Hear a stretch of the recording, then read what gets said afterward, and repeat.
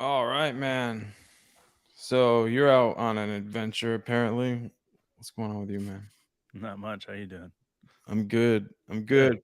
Hell yeah. Um, pumped up to talk about some thunder like every day. Sure. Except for Sunday, like Chick-fil-A, those motherfuckers. Um, For opposite reasons, though, obviously. yeah. But so let's talk, bro. Like we've been talking a lot about Team USA. We've been talking about FIBA, Team Australia, Yeah. Team Canada, um, and everything going on in that way. And we've had some Purgatory. pretty harsh things to say about Team USA, but it's pretty easy. We could flip it and look at the other side, right? Yeah. And say, what about it? What do you like about Team USA? And why could they win the whole tournament if we're playing devil's advocate? Because Vic called us out, and I think he was right. I think there are some things to really like about. Yeah, dude. I fucking love Vic. First of all, so anytime that Vic is like, whatever.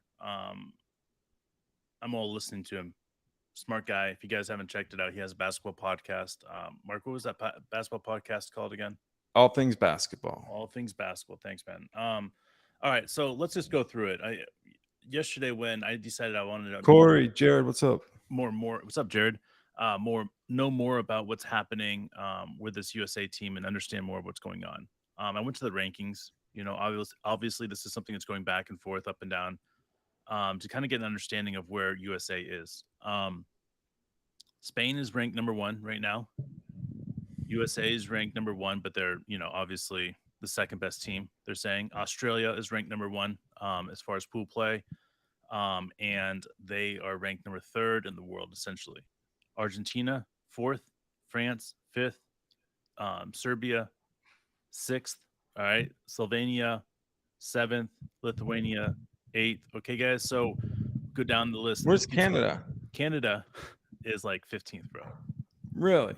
3, 4, 5, But 6, man, they're 7, loaded, 8, man. 9, I 10, was watching some of their highlights 11, 12, from 13. like the other day. It's like Shea, Jamal Murray, Dylan Brooks, Lou Dort. Like, But I that's mean, just this is because a nobody. good team. But think about this, though. If you think about the stars and the other players that are playing on even Team USA, they're players that have been established as good players or play on large markets, right?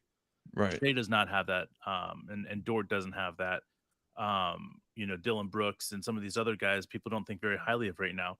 So, like, to me, it's not a diss on these guys. It's just that's what they have to prove everybody else wrong. So when I say that Canada has to prove everybody wrong, I truly mean that. But like for us to say that USA is mismatched, um, remarkably mismatched to some of these top teams that we're going to be playing against, it's true. I'm not going to hold that against USA, but I'm just saying like when you're talking about the length that these other teams have, it scares me because I love what USA could be, but right now we're just not there.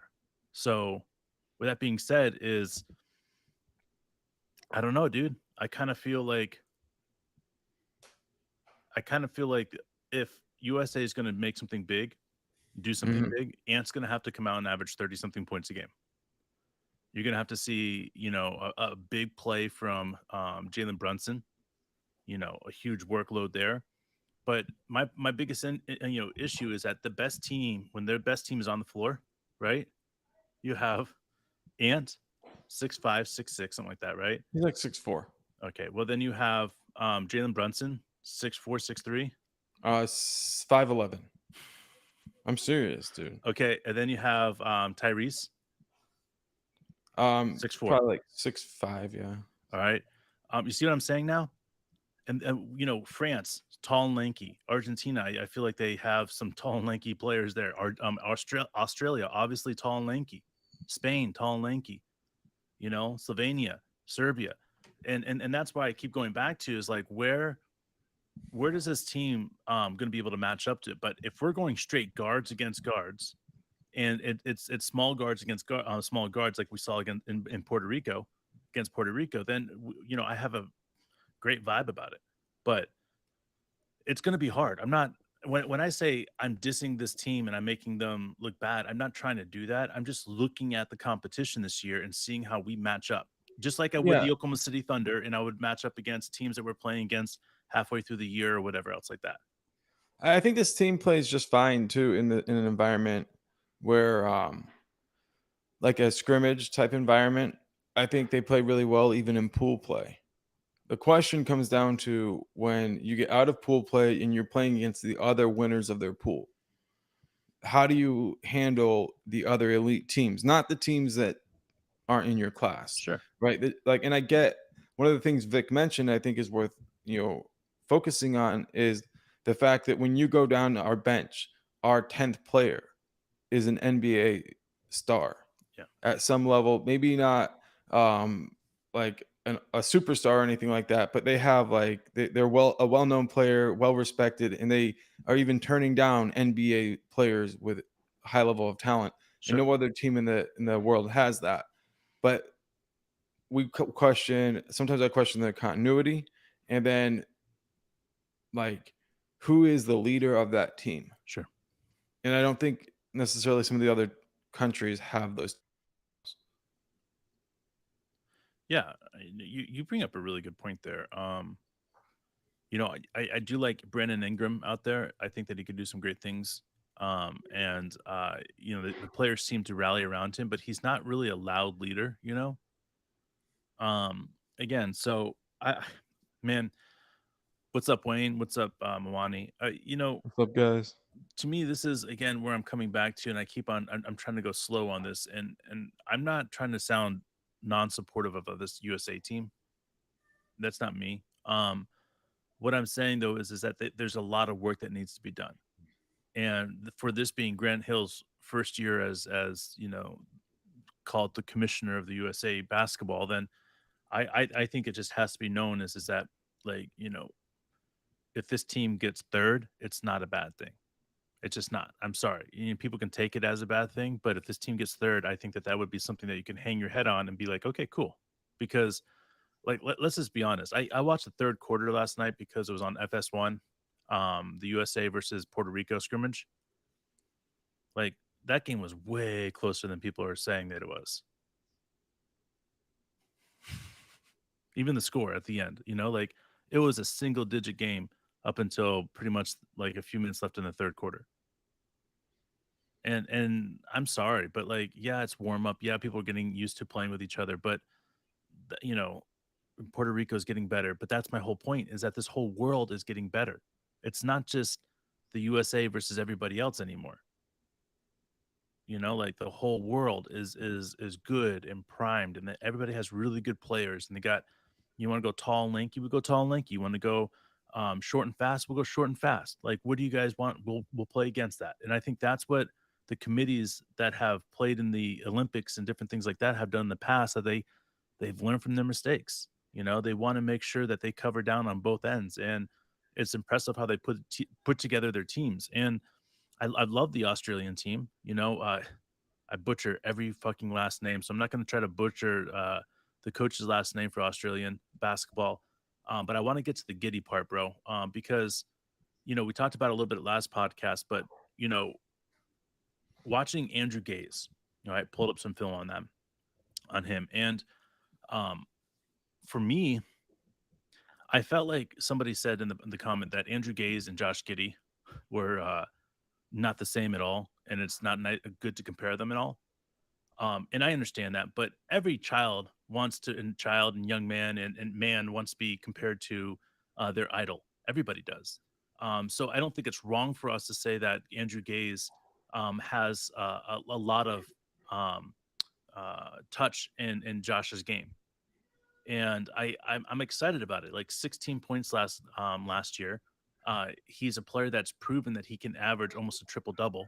And although that Andrew Gaze, his accolades are incredible, like second leading scorer of all time on in the Olympics. Those are the great things that you see with Andrew Gaze. But I look at Josh Giddey and I say, is how far can this young man go? Like he's shown that his game really fits the modern day NBA. And as much as we want to say you can't compare Josh Giddey to Andrew Gaze, I think it has to go the other way. You can't compare Josh Giddey, or you can't compare Andrew Gaze to Josh Giddey. You just can't, because what's Josh is doing is a completely different, in the aspect of he's dominating the NBA in the prime of the NBA. And that's something that even, the prime of Andrew Gaze, I don't know if he could have done that. I don't know if he could have dominated in the way that Josh Giddey's going to dominate in his career. And that's not a knock against Well, Andrew Gaze. It's not a knock against Andrew Gaze. I'm saying that in old, here, respect to Josh Giddey, because Josh Giddey, in my opinion, is going to be the standard for Australian basketball for many decades. so one of the comments is, Giddy's not the shooter that Gaze was, and Giddy's a better passer than Gaze was. And You're I absolutely like right. these What's up, these types Devin? of conversations, but I would say like there are two things that people really question about Josh Giddy's game right now. Okay. Okay, number one is his shooting from behind the arc, and number two is his defense. What's up, And Unk? if you think about growth for young Josh Giddey, right? I'm thinking you've got the things that really matter to him, like his heroes, his dad as an elite defender, and Andrew Gaze as an elite shooter. Sure. Now, people are like, well, he'll never develop into those things other than maybe being around average. I doubt that. I question it for someone his age. I think people look at him and they say he's a pass first point guard because at this point in his career, his best attribute is passing. But I actually think like he's going to become um, not just average at shooting because that wouldn't be good enough for him. Like he wants to be a Hall of Famer. If you're around average from 3 point line, it's not helpful. You need to be above average in almost everything, or be so extraordinary in a couple of things that Sure. they're willing to overlook your deficiency in other things. Sure. Growing up, I don't think he ever thought, "Oh, I'll be a below average defender." No, I think he always imagined himself taking a lot of pride in his defense, and I think he still does. But yeah, okay, you come into the NBA at 19 and you're put up against some guys that are 6'10", and you're like, I'm still learning, I'm 6'9". And of course he's gonna look pretty bad like at moments. The question is now that he sees the challenge, Sure. will he rise to it as the team around him continues to improve? I've never questioned Giddy's commitment to the defensive side. Yeah. I've never questioned his toughness. And Sure. I've never questioned his ability to improve his 3 point shot when he really hyper focuses on it.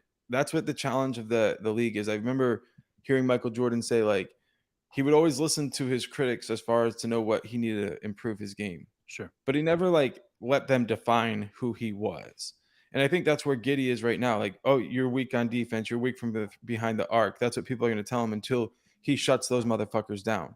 And then what are they going to do? They're going to pick something apart of his game. They're going to be like, oh, well, he's below average in this particular situation, and they're going to tell him what to work on, and Sure. he's going to improve it. But to assume that right now we're seeing prime Josh Giddy is just pure asinine. It's from people who don't really pay attention. And anybody who's been paying attention to the Thunder over the years understands that the player that you see when you see a player who's 20 years old is not the same player you're going to see when he's 25. Now, Yep. that might be this different situation at Orlando Magic or, with the Timberwolves or, different situations like that. But the Thunder, the entire organization, the reputation is built on player development. And Josh Giddey is going to be a superstar, both from behind the arc and defensively, as well as not giving up his passing. And if you look at him like he's a threat on all those levels, then yeah, he has a chance for the Hall of Fame. I think it's interesting that on defenses next year, Josh Giddey is going to be focused on playing a lot of the forward position, the power forward and small forward. I like to break up Josh Giddey's 2 years into four sections, right? Um, every single section of his first four sections of his career, I look at and I say he's grown here, here, and here. He's done this better. He's done this better. Um, People talk about his scoring as a negative, as 16 points a game isn't good enough as an improvement from his first year. But it's that second, or the last four section that I like to talk about, the last, I don't know, 40 games of the season this last year. Josh Giddey was playing his true role. What I think he'll be playing this next year is playing a lot of that middle of the zone, playing a lot of the side of the zone, top of the zone. He's really the Swiss Army knife on defense for this team, which doesn't get him a lot of credit. Because it doesn't give him a lot of credit, I think what Josh Giddey is that he's one of the better defenders quietly on this team. Now, a lot of people will be like, "What the fuck are you talking about?" We play a zone, guys. In a zone, you have to have certain type of players that fit that zone perfectly. You got to Josh bump Giddey, him. Josh Giddey plays that zone. He's You six got to nine. bump the cutter. Yeah, he's big body. He You got to causes be physical. You got to get in the causes way of the major offense. issues. Like, it doesn't matter where he's at on that zone. He's up top, he's on the wing, he's on the bottom. He's one of those guys that will play every position in that zone.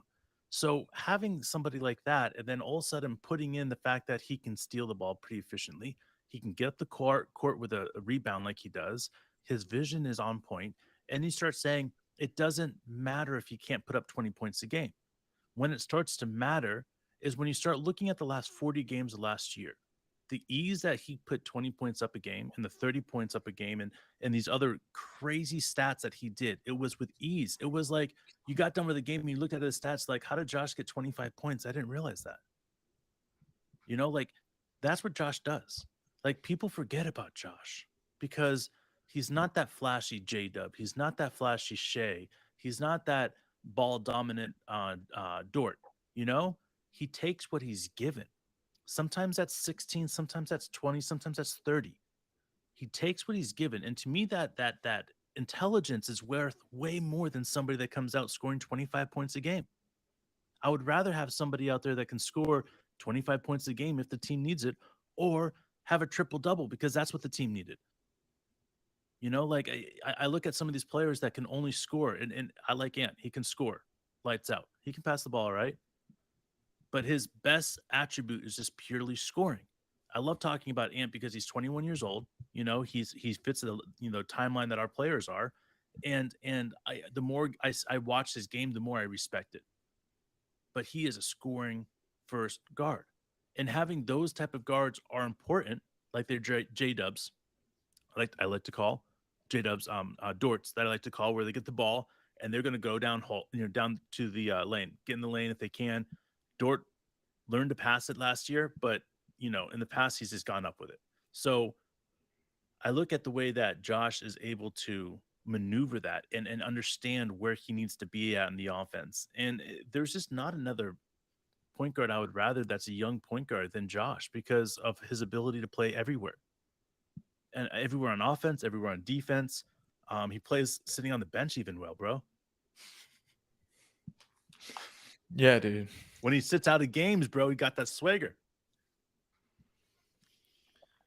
You got to give coach a lot of credit for developing a system that gives everybody an opportunity like that. You look back at Josh's triple doubles his rookie year. One of them included I think a 28-point game in Madison Square Garden. You look at Josh's second year, and I think the peak of that was his 30-point playoff game or play-in game against the Pelicans, Oh, which yeah. we were not supposed to win. And you look at what he's been able to do year over year improvement. He's a big game player. And one thing that people will look at and say, like, well, his average isn't, like you said, it's not 28 a game or whatever. But the ability to go out there and put up 28-point triple double in a situation we need him to and get a win. And also not necessarily feel like he has to get triple doubles for it to be a successful game. Exactly, man. Because when Shea was out, he was racking up triple doubles. I think he got 4 in like a 12-game period his rookie year when Shea was out. Shea came back and the triple doubles weren't even a thing to Giddey anymore. Then after the All-Star break, he goes out with a hip thing and it wasn't like, oh crap. And then he comes into the second year and it wasn't like, oh, he's just hunting triple doubles. So there's a maturity to that. I think a recognition that things will happen if they happen. But coach has everybody believing. And I do. I think Josh is ready for a real big third year leap. I think a lot of people feel like they kind of know what they expect with his game. So it'll be a surprise if he can do what I expect him to do. But it wouldn't surprise me if he did step up to 18, 20 a game, But which is really but quite a bit for like a third offensive option, really. but if I mean, yeah, it is. But if you think about it though, like his 16 points a game, if he got more efficient with just the shots that he's consistently taking right now, right? And he hit, an average of 2 more shots a game, and then he shot around 60 something percent, like from at the All right. rim.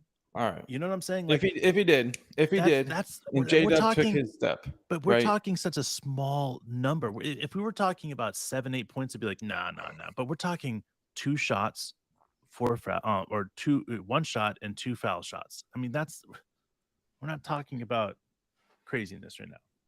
So if we add, improvement from J-Dub, I think Shea will be improved over this next year from maybe different than just scoring, but maybe from a 3-point land. Um, Another year of continuity, coach is a little bit better. Like we could legitimately win over 50 games. I know a lot of people think 50 is the max. No, no. Somebody even says 70, which I feel like I love you, Joe. I love the optimism, but I've only seen two teams ever win 70. So I think it's gonna take time. But when you put together all the pieces for this, keep them all together, there is a level of talent that I could see redefining what it means to be successful in the regular season, something like what the Warriors Sure. did. Um, yes, we get carried away, I but mean, that's what we do. but, like, I watch this team play, and again, what I'm seeing isn't weird or anything else like that, but every single time that we shot up 100 shots, our offense looked amazing. It looked on point. We didn't always win those games, but our offense looked on point, right? And I started thinking about it, and I watched, coach's reaction to those games, right? And he could tell that he was excited. You could tell that his offense looked good and it felt good and everything else like that, you know? And that's where I started taking a step back and kind of like, maybe this team's the idea of the offense is way greater than anybody can truly contemplate. Like maybe it is 95 shots, 100 shots a game. Maybe that is the goal. Like maybe this insane type of, you know, really good quality shots at a very high rate. Why is that weird? Like why I don't get it.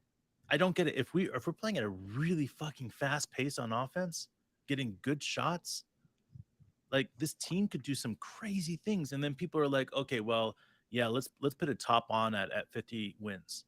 But what happens if this team averages 95 shots a game and we shoot pretty efficiently? We get Josh Giddey, we get J Dub, we get Shea, all of them averaging 20 plus points a game. Maybe not a lot by 20, but what if? And why not think that? I mean, you see all these other teams are saying, what if this, what if that? Why can't we do it as super fans? Why can't we play that what if game? What if these guys come out way more ready than we would think they are? What if Chet comes out? His defense is so on point. It's league changing. And he throws in 15, 16 points a game. Then what? We've got 3 players, 4 players, 5 players that are averaging all this. I mean, who knows? Dort, I don't want to give up on Dort yet, man. Dort could do something crazy and have a huge jump this year. So for us, it's just about sitting back and saying, what if? What if Dort got more efficient and didn't take any more shots? What if J Dub got, I don't know, 500 more shots? What if Josh Giddey got more efficient? What if Shea got 200 more shots?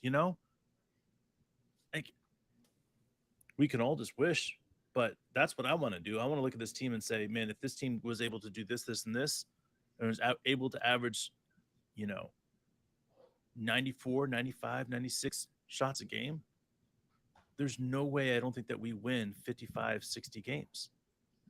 No, bro, Talk listen. dirty. No, I know people are like, stop. But listen, if we're shooting that high level of shots, that means that these guys are scoring a ton.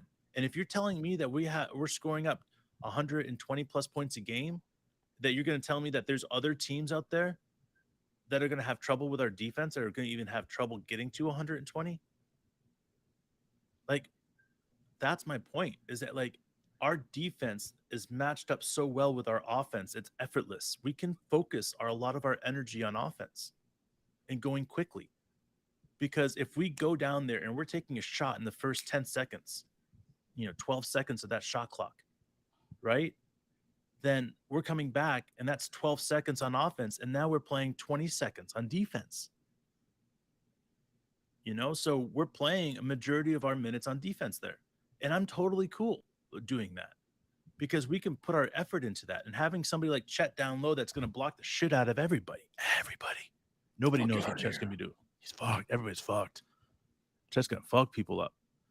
But that's my point, is that like, what if these guys come back out and they're better? What if all this other stuff and the stars align for this Thunder team? If the stars align for this Thunder team in the most perfect way, what are we talking about, Mark? Are we talking about 53 games? Are we talking more than 53 games? Like, I'm a super fan, man. I'm not like a fucking expert. I'm just sitting here looking at this team and saying, if this team got this amount of shots and Shea was able to get, 3 more shots a game and able to put up 33 points a game, and Chet comes in averaging more points and being a better defender than we thought, and J-Dub comes out better than we thought, and Josh Giddey comes out better than we thought, and Dort's defense is on point, maybe not a better scorer, but it's on point. What if that happens? All right, so if all that happens, then 57 would probably be, because if you look at it, you say we win 57. If we win 17 more than we won, that's about the same thing we won last time. Same improvement we made.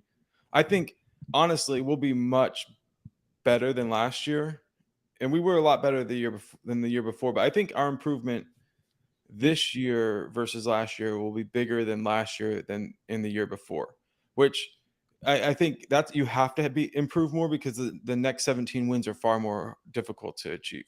Like going from 23 to 40 is a lot easier than going from 40 to 57. Okay. Let's put it that way. So I think we have to and that's why you need Chet in the equation. I got a question then. I'm looking at this West, right? And there's some good teams here in the West. I'm not knocking some of the good teams, but I feel like there's more teams that are shitty than people realize. And if we have a couple teams in that 10th and 9th spot that only won 30, 37 games or whatever, then I could see a team like the Oklahoma City Thunder snatching a few more wins than expected.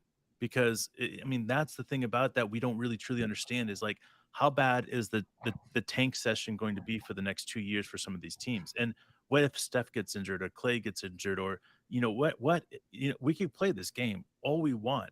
What if LeBron goes down at 40 something years old? Or not quite. He's younger than I am by barely. Okay, so let's break it up real quick. So the season kind of breaks up into two 41 game sections, right? If we want to win that many games, like, we're going to have to go on a couple of streaks in the first 41 games where we win 8 to 10 games in a row. Yeah. So, and we're going to need to enter with like say 28 and 12 record, 28 and 29 and 12 record kind of range. Okay. That's really, really, really, really, really hot going into the second half of the season. Sure. Which then we assume like there's going to be some difficult elements of the schedule, which will reduce certain players' availability. Like, if we're going to maintain that level of like winning ratio, it's going to have to be through our depth. Sure. Do you think we can come out that hot at the start of the season? I mean, it can't be like a slow start to end up. All right. Out of all the teams, if you think about the teams that are ready to play in the league right now, how many more teams have as many players in FIBA as we do? I can't think of anybody. There's maybe one or two, and I can't think of their names. But my point about that is that those are the teams that are going to be ready, because those guys are game ready already. Like those guys have been training to be game ready. They haven't let this off season get to them. They've gone straight from the end of the year straight to training with their nation and getting to the fucking ball, right? So we know that coming into the game. We know that coming into the season. So when you say, can we start the season running while everybody else is walking? Fuck yeah, we could. I mean, hell yes, we could. But we need Mm. everything to align. I mean, everything to align. That means no injuries in the FIBA. That means like minute restrictions on some of these players in FIBA. There's a lot of stuff like that really come into it. So, um, bro, I mean, like we could be running. I mean, we could be running fast. We could be running so fast that most teams look at us and be like, "What the fuck just happened in Oklahoma City?" Like, um, we've seen it happen before, where a team goes on like, an 8 game winning streak to start the season, or a 7 game winning streak to start the season because they're just ready. And I feel, I mean, this team feels like that type of team that could start the game, a season, and just be like balls to the wall and just going because the reality is having all these guys that we have coming off the bench ready to go at any moment, what other teams ready to do that? Like there's a drop off at some point with other teams where they're like, okay, well, we can't get past the eighth player. If we do, we're in serious foul trouble, you know? But not with this team. This team's like, okay, next man up, let's go, let's go, let's go, let's go. And the way that we run, the way that we go, the way that we play defense, the way that's constant, and we're just in people's fucking heads at all times. Like it's unlike any other team I've seen put together in the NBA NBA history. And a lot of times I sit here thinking am I seriously that fucking lucky that I get to be an Oklahoma City Thunder fan, that I get to watch this Oklahoma City Thunder team develop right in front of me into one of the great teams of decades to come? And hell yeah, I am. Hell yeah, you guys are too, because this team is unlike anything else we've seen. We can go back to it in the beginning. We can go look at every single situation we've seen a team put together. And this team is special. And if you guys can't get on board with us, then that's cool with me. I don't really fucking care. But when you look at teams and you look at the history of the game, you can start understanding that this team is for real. And there's so many different guys that could be superstars on this team that it could be a surprise. It could be like, oh, yeah, I saw that. But like, listen, we don't know yet. This team is so far from developing and having guys in their 25s. I mean, think about this. When these guys are averaging 25 years old, it's scary, bro. Buckle up, bitches. We're here for it. We appreciate you guys joining us. Jared, Wayne, everybody in the Wani. chat, man. Wani for sure. Corey. Who else showed up, man? I saw Robert showed up. So many awesome guys. We appreciate you guys who take time to comment, to let us know your opinion. Let us know we're wrong. Shout out Vic. Let us know we're wrong. We appreciate you. Invest now, fuckers. The Thunder for real. See you tomorrow, guys.